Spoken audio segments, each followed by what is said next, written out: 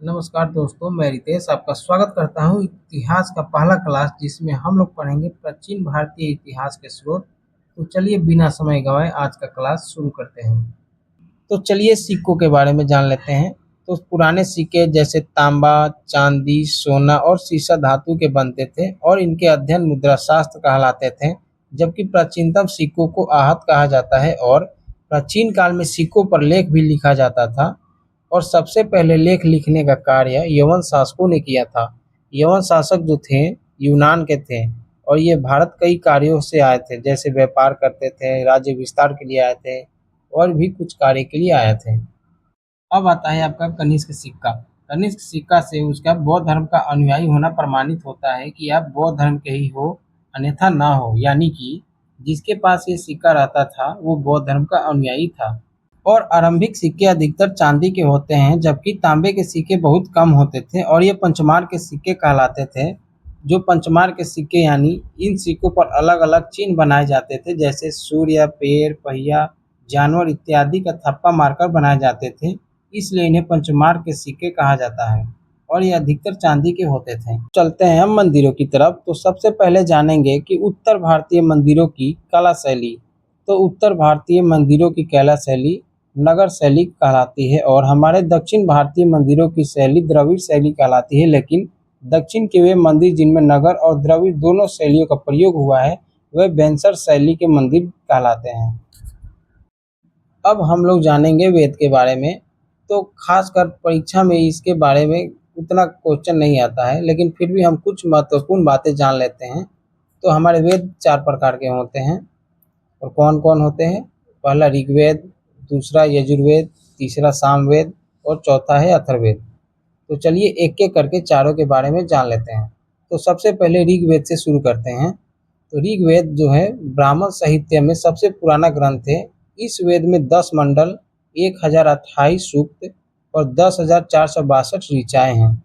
और ऋग्वेद के तीसरे मंडल में प्रसिद्ध गायत्री मंत्र है जो विश्वामित्र द्वारा लिखा है और यह तीसरे मंडल में सूर्य देवता सवित्री को समर्पित है।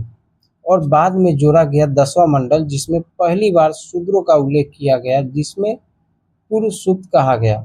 इसी के अनुसार 4 वर्ण बने, जिसमें पहला ब्राह्मण, दूसरा क्षत्रिय, तीसरा वैश्य, चौथा शूद्र को बताया गया। और इसमें यह भी बताया गया कि कौन कहाँ से उत्पन्न हुआ है, लेकिन ये हमारे लिए जरूरी नहीं है, इसको छोड़ देते हैं और आगे इंद्र के लिए देखते हैं।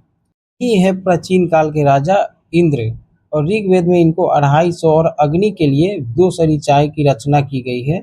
बस यही समझ लीजिए कितना पूजा होता था इंद्र और अग्नि की। तो चलिए ऋग्वेद का इतना ही। अब चलते हैं यजुर्वेद में, कुछ महत्वपूर्ण इंपॉर्टेंट बात कर लेते हैं। तो चलिए देखते हैं। यजुर्वेद में यजु का अर्थ होता है यज्ञ। इस वेद में यज्ञों से संबंधित नियमों का विधि विधानों का संकलन मिलता है। यजुर्वेद कर्म कांड प्रधान है। इसके 2 भाग हैं, पहला कृष्ण यजुर्वेद, दूसरा शुक्ल यजुर्वेद। बस यजुर्वेद यही तक। अब चलते हैं सामवेद। इसमें साम का अर्थ होता है ज्ञान या फिर संगीत। इससे यज्ञों का अवसर पर गाए जाने वाले मंत्रों का संकलन है। इसे भारतीय संगीत का जनक भी कहा जाता है। और सामवेद में कुल 1875 ऋचाएँ यानी मंत्र हैं, जिसमें से 75 ऋग्वेद से ली गई है। सामवेद में बस इतना ही। अब चलते हैं अथर्ववेद। अथर्ववेद अथर्वा नामक ऋषि के नाम पर यह अथर्ववेद पड़ा और इसे वैशज वेद भी कहा जाता है। इस वेद में सर्वप्रथम सती प्रथा का उल्लेख भी मिला है और इसमें कुल 20 कांड, 731 सूक्त और 5,987 मंत्र हैं, जिसमें लगभग 1200 मंत्र ऋग्वेद से लिया गया है।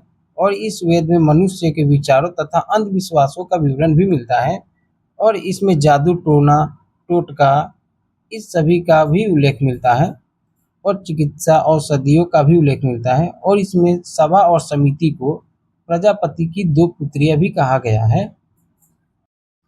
तो चलिए दोस्तों आज का क्लास यहीं तक रहने देते हैं। अगला वीडियो आपका आएगा प्रागैतिहासिक काल का। अगर वीडियो अच्छी लगी हो तो लाइक और सब्सक्राइब जरूर कीजिएगा और कमेंट सेक्शन में जरूर बताइएगा कि वीडियो कैसी लगी। Thank you.